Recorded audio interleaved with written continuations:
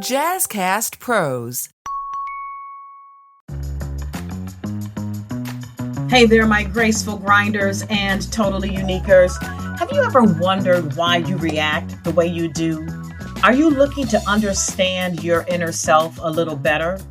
Are you ready to dive deep into your own personal self-awareness? Well, understanding what makes you tick is the first step to unlocking your true potential. I'd like to invite you to join me on this journey of self-discovery and learn how to break free from your emotional loops. I'm your executive coach, Dr. Pamela Brown-Grinion, President and CEO of Totally Unique Educational Consultants, LLC, and host of the Grace and Grind podcast. Welcome to another wonderful episode. And today we are going to be talking about the importance of self-awareness and its role in your personal growth and the concept of negative emotional loops and the impact that they have on your life. And how did I get here? Well, interesting story. My girlfriend kind of gave me a challenge without saying I challenged you. And she told me that I was afraid of commitment, not to other people, but to myself. And I realized that she was telling the truth. So I challenged myself to overcome that and show up every day. So I did a 7-day free group coaching on Facebook and TikTok. And now we're going to whittle it down to Monday through Friday because I do need to have some time to care for the things that I need to care for. I'm sure you guys understand. And I know you missed me on the weekend. I missed you guys too, but duty called and I had to answer the call. And so you have to be intelligent about the way that you spend your time, right? And be responsible with balance, right? And so I needed to attend to some things. So I did. Now, let me just say, good morning, Don. Let me just say that if you are here in this space, this is a space for you to reclaim you. This is a space for you to connect for the very first time or reconnect with yourself if you need to. This is a place where you find yourself again or find yourself for the first time. This is a space where you go inward and work on, with intentionality, work on changing your behavioral responses to the traumatic experiences in your life. This is the place where you learn how to do that. So I don't say to people, come here and get healed, right? I say, come and learn how to change your behavioral responses to trauma. And in that process, somewhere along the way, you discover that some healing is taking place. Okay? Because I'm not a healer. But I am very adept and very astute and very knowledgeable about how to take people on a journey to pay attention to those messages that they get from their body, to help you to listen to how your internal self speaks to you so that you can understand what makes you tick and what makes you talk and what are the triggers for both. Okay. So this is that place. If you are here for any other reason, you're in the wrong room. Don't even waste your time. Now, I'm not uninviting you because I think this space is good for everyone, but it's a space where you do self-work. It's a space where you have to be committed to you, and it's a space where you have to go inward in order to do any of these things that I am telling you that, or coaching you on what to do. Okay? This is that space. So with that being said, I'm going to give you some science and I'm going to give you some trauma-informed perspective, and we're going to combine it together with emotional etiquette and talk to you about interrupting the negative emotional loops. Now, on one of the days, we talked about how to get yourself from having an unstuck mindset. And then the next day I talked about what are the steps to becoming unstuck, right? The very first thing we talked about was self-awareness. So we broke down self-awareness in 2 days. We talked about all the steps for self-awareness. I'm going to give you a recap just to be on the safe side. All right. So self-awareness, we talked about honoring your nervous system first and understanding that your body feels things that are going on before they even reach your mind. Your body feels when you are in a situation where you feel unsafe or threatened or something that is bringing anxiety or fear, that your body senses it and sends your brain signals, right? You may feel a heightened sensation of some type of emotion. So you feel it in your body first. And that's why honoring your nervous system first is key, because that's how you know how your triggers impact you. Okay. Or if something is a trigger. And I challenged you to ask yourself, what is my body trying to protect me from right now? And what is the message that my body is trying to communicate to me? Number 2, I ask you to understand your emotional origin story. Where did your beliefs about yourself come from? Who told you that? Who told you that? And why do you believe it? And with all the years that you've lived, because most of us on here are in our 50s, and I keep saying we're in our 3rd and 4th quarter. So you've lived a lot of life. So you know if these things are true about you or not by now, hopefully, right? And if they're not true, then you have to dispel them and you have to get rid of them. And you can't govern your life by untruths that were put on you by people in your life, your mother, your father, your siblings, right?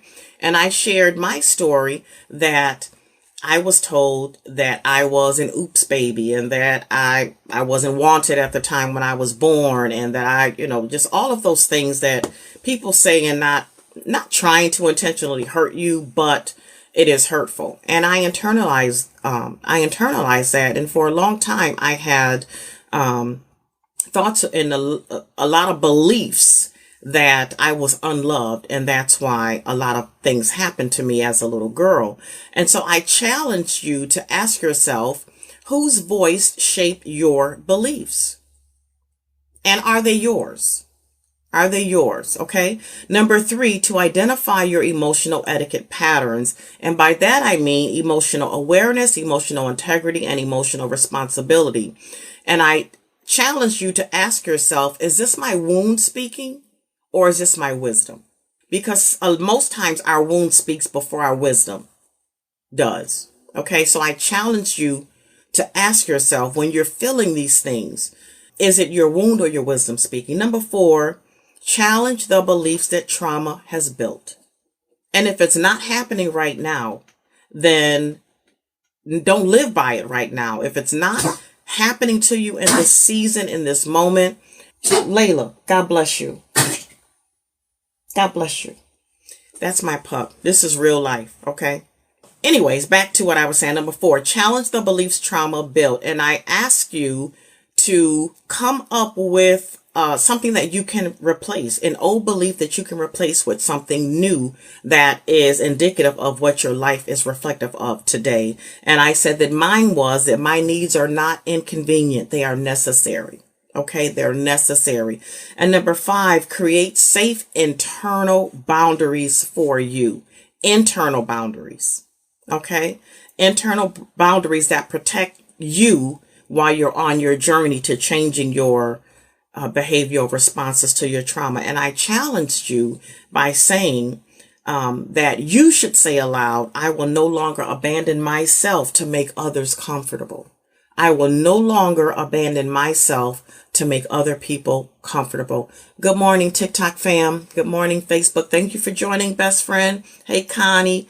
Thank you guys for being here today. So now we're going to get into what we're talking about today, interrupting the negative emotional loop, which was number 2. How do I shift my mindset, right? The first one was self-awareness, that you need to heal the emotional root, not just the symptoms, right? And I was telling you to identify the big turkey, whatever is in your roaster pan that takes up the most space in your emotional refrigerator. What is that thing? And then we're going to work on that. We're not going to focus on the symptoms. We're going to focus on the big turkey that we need to take out of the refrigerator. And by doing that, sometimes, most times, the symptoms fall off, right? So you got your big turkey shoved in there because you were tired Thanksgiving, right? Everybody came to your house, they ate, they packed plates, they left, and they left you with the mess, right?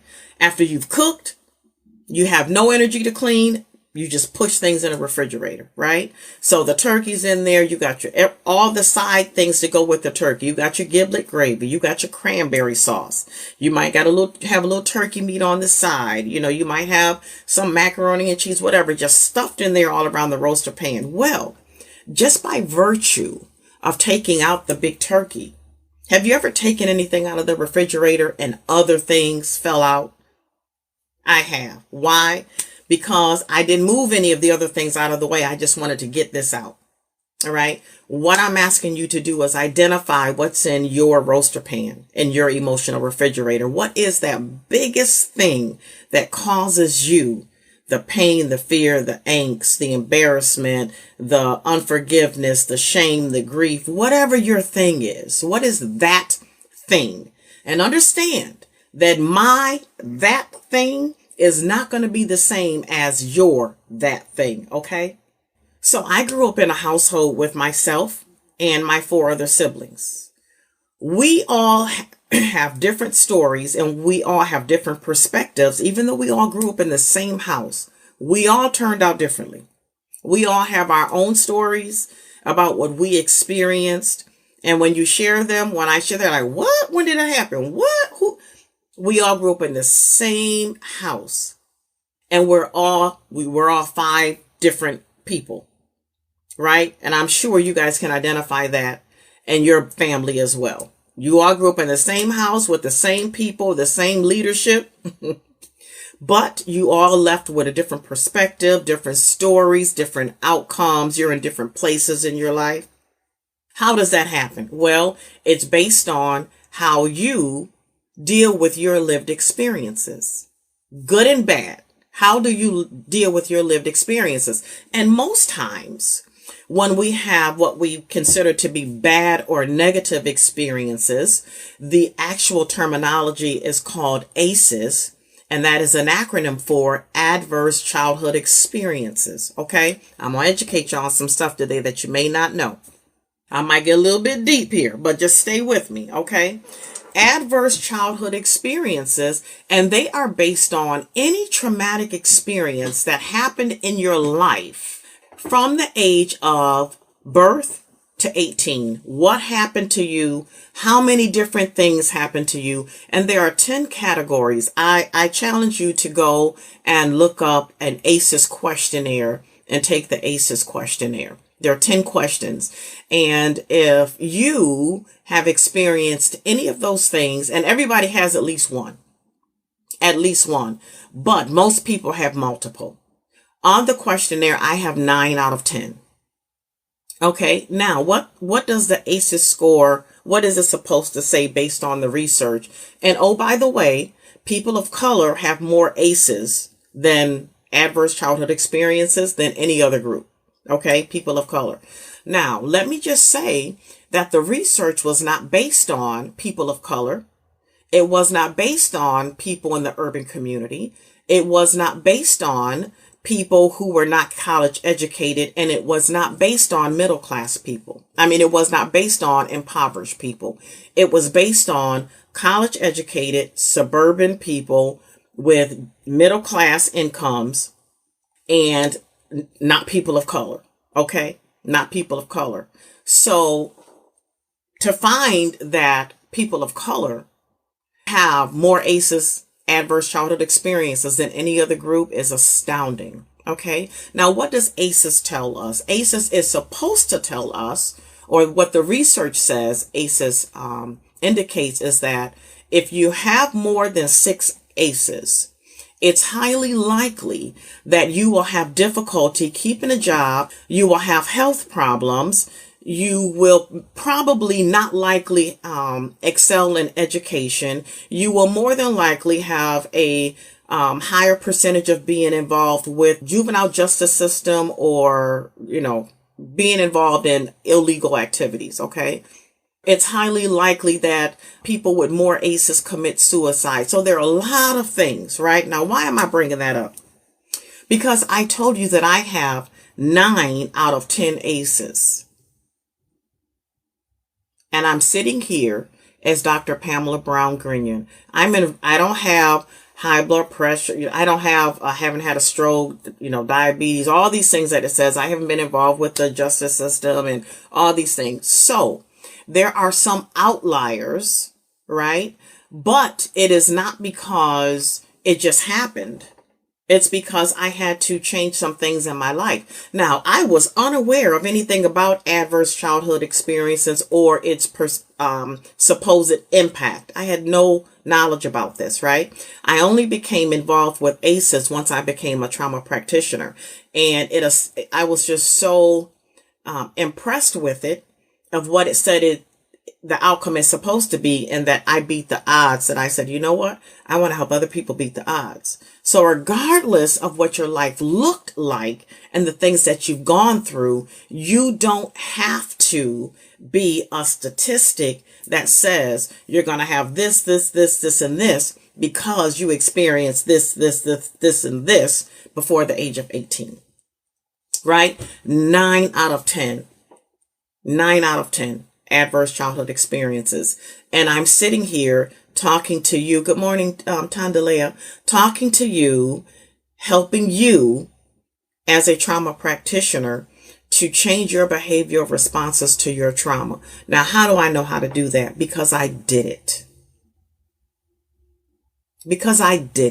Right? Now, can you go to therapy with a psychologist, a psychiatrist, a social worker? Yes, and I encourage that. Okay, but and however, that is not where not how I became healed and whole. That is not how. Okay, it was a lot of work. Good morning, Mars. It was a lot of personal work and inward work, because the counselors and the therapists are there to listen, but they can't do the work for you. They can't do the work for you. And if you're just going to go and just talk to them and not do the work, then you're just wasting a copay. Right? So what I've been telling you guys is that I can provide you with the information, but it's up to you to do the implementation. And I'm giving you key steps. I'm giving you the ingredient, the secret sauce, honey, the ingredients to how you can move from where you are in your negative emotional state or dealing with your past trauma. I'm giving you the ingredients for how do you change your behavioral responses to it so that it does not continue to choke the life out of you and rob you of your days, because that's what it does. So we're going to get into number 1, and we're talking about neuroplasticity. That's the scientific terminology for interrupting your negative emotional loop. Okay, it's you have to go inward. Okay, it's mind and brain work. Okay, mind and brain work, and you have to do the work. Okay, so number 1, your brain becomes what you repeat.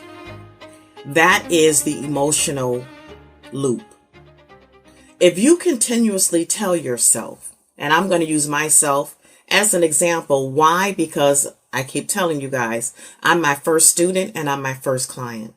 And what I did was I put myself in an emotional negative loop. I had no idea I was doing this. I never heard of an emotional negative loop, but I kept myself on this emotional hamster wheel of I can't do the things that I want to do because I'm not good enough because of my ACEs, my adverse childhood experiences. And I don't have to list them.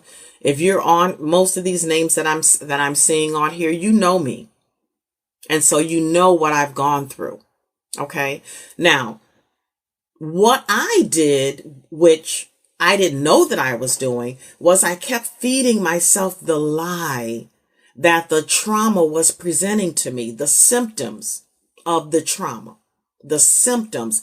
And I kept repeating, good morning, Dee. I kept repeating internally, The negative dialogue. I'm not good enough. People can see that I was abused. I don't have the confidence. My counselor said girls like me don't go to college. I just felt like I wore a scarlet letter on my forehead. And the symptoms of the trauma, not the trauma because it was no longer happening, the symptoms of the trauma is what kept me on this negative emotional loop. And I did not know how to break the cycle. Why? Because people don't teach you how to break the cycle. You watch people that are around you and how they deal with negative things that happen. And then you kind of copycat what they did because they're older, they're mature, they're wiser. They must have this thing down. And no one's saying that you have the power to control how these experiences show up in your life, how you respond to it, how they impact you, and how much power you give them. No one was saying that. And so my natural response was to just slide into the rabbit hole. I mean, zoop. And I stayed there for decades. What's the rabbit hole? The rabbit hole is that emotional place that you fall into. And it's deep, dark, black, ugly. There's no optimism, no hope. It's just hopelessness, despair. You can't. It's just negative. And it becomes so consuming that you end up, your emotional response is not fight, flight, freeze, or fawn. It's the fifth one that I call you flop, which means you're paralyzed in life. And so you don't do anything. You don't do anything.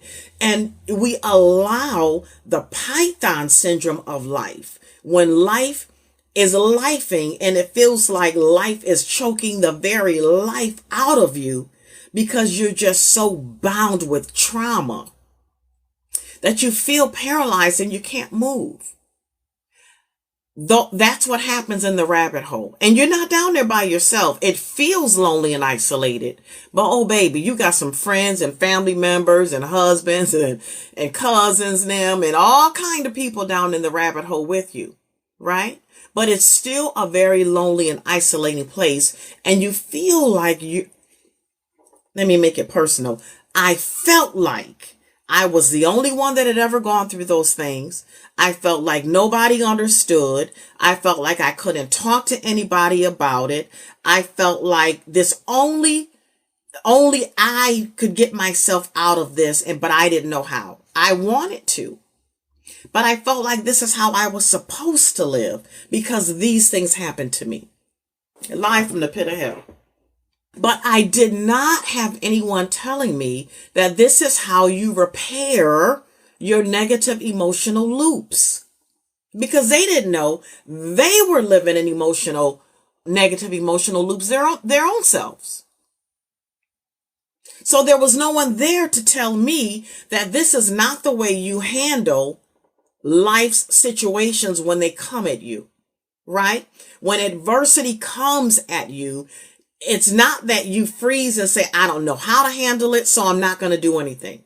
I don't have the information for it, so I'm not going to do anything. I don't have anybody to tap into to offer this wisdom and support, so I'm not going to do anything. You know why? Because it's not for anybody else to do. It's for you to do. It's for you to do. I did not get better by going through counseling. That is my truth. I'm not telling anybody to not go or to stop going. I'm telling you my truth. Counseling was not the way for me. It was self-work with my journal, meditation, prayer, and listening inwardly for the inner voice that I knew all of my life because I was taught that I have my own internal connection with God. But nobody told me how you turn it on. You're just telling me to pray without ceasing. He's around. He's God is everywhere. Okay, that's great. But how do I get there? And there wasn't conversation with all the sermons that I heard. There wasn't conversation about sitting still, being quiet, and listening. What I heard was you got to watch and pray. Okay. But nobody was teaching me how to be still and listen to the still small voice that is our internal spirit that gives us our guidance, our internal compass. Nobody was saying that was the force. Yeah, I was hearing you got the angel over here and you got the devil over here telling you what to do, but nobody was telling me, how do I quiet the noise of the enemy? And how do I make the voice of God louder in my internal spirit? How do I settle myself to understand that this is what I'm supposed to do? And so I'm challenging you that if you don't ever sit still and be quiet and listen inwardly, I'm telling you, you cannot get the answers to the questions that only you have the answer to, because I guarantee you they're in there. I'm telling you what I know. Okay.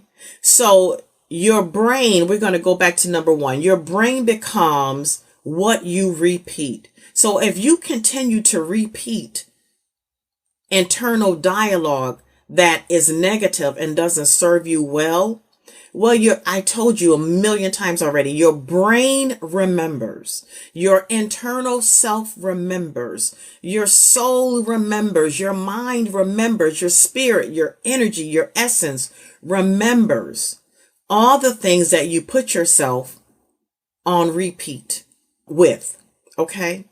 So repeated thoughts, especially negative ones, become well-built mental highways. What do I mean by that? I mean that your mental dialogue, your internal mental dialogue can shift you from the brick road that you're supposed to be on and shift you on to a different one. So my brick road is royal blue. Dorothy's brick road is yellow.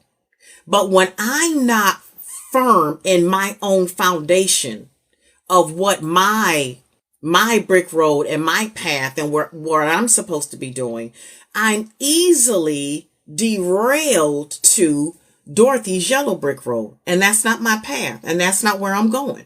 And that's not who I'm going to see.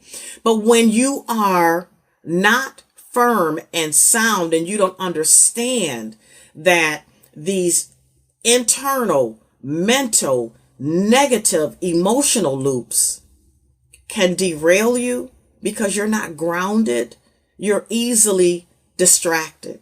You're easily disrailed. You're easily taken off your own course. And you can get lost for years. For years. Just kind of flying in the wind like a kite.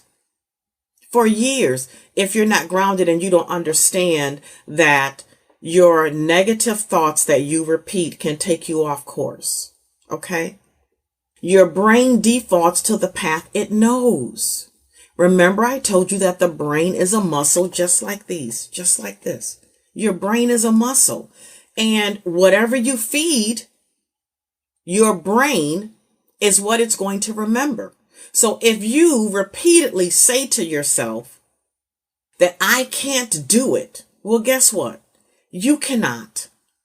Because your brain is going to remember, I took myself on this negative emotional mental loop with college. I wanted to go to college. I was accepted into college and HBCU. But because I kept replaying in my brain that girls like you, Pam, don't go to college, I didn't even know what that meant. But it had such an impact on me that I didn't go to college until I was almost 40 years old. Let me back up. I tried college multiple times, but I couldn't do college because I kept derailing onto another path. Why? Because I kept repeating in my brain that girls like me don't go to college. To the point, and so much so that my brain remembered it. And so every time I tried to go to college, I failed or I dropped out. And then I ended up with those huge college expenses that you get because you don't drop on time and you don't drop properly. And so you have a consequence because you didn't handle that right. Well, I didn't know how to handle it.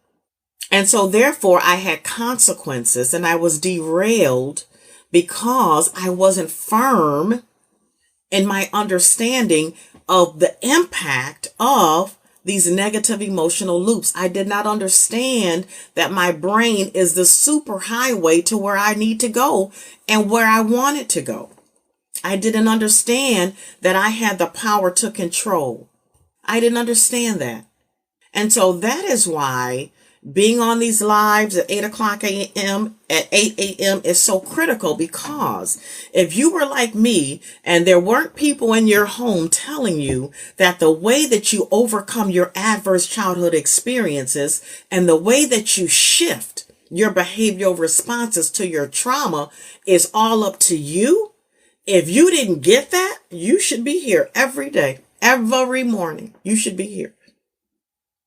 You should be here. You should be telling a friend. You should be telling somebody right now, because we're still on point 1, to come on over here and get on this live, because if you're stuck, Dr. Pam is going to help you get unstuck. Now, let me back up. She's going to give you the information, but it's up to you to do the implementation. But if you want to be unstuck, you can get unstuck. You do not have to live in the past with your trauma that is no longer happening to you today. You do not have to. Okay?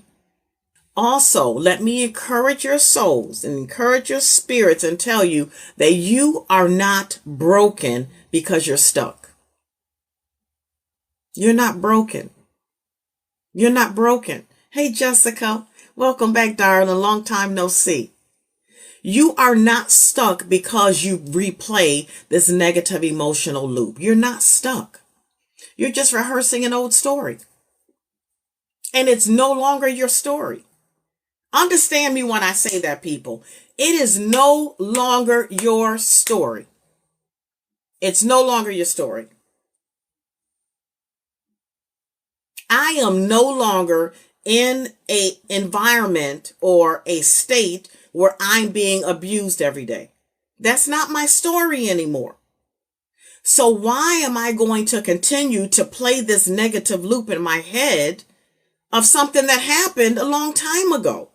Right? Why am I going to keep myself held captive in bondage by the past that's no longer happening to me today? Why would I do that to myself? Especially when I'm on here telling you that you don't have to. I'm telling you, you don't have to. How do I know? Because I'm unstuck. I'm unstuck and I'm unbothered. Ooh, that's a book title. Somebody put that in the chat. I'm unstuck and I'm unbothered by that stuff. I'm going to write that down myself because I think I just got something here. Unstuck and unbothered. Right? I'm unstuck and unbothered, baby. And you can be too. But you have to do the work, and you can't be afraid of the work, okay? All right, my graceful grinders and totally uniquers, that is all we have time for today. I hope that you've enjoyed that discussion about self-awareness and negative emotional loops. Next episode, we are going to be talking about how to interrupt those negative patterns that you've created to get you off of the emotional hamster wheel. And I'm going to offer some personal stories and insights about how to illustrate the impact of your self-awareness and your emotional control. You know what I'm going to say next. Always remember that you have the power to control how your light shows up in your life, how much power you give it, how much impact you have, and how you respond to it. So with that being said, I want you to go and create your totally unique day on purpose. Until next time, ta-ta for now.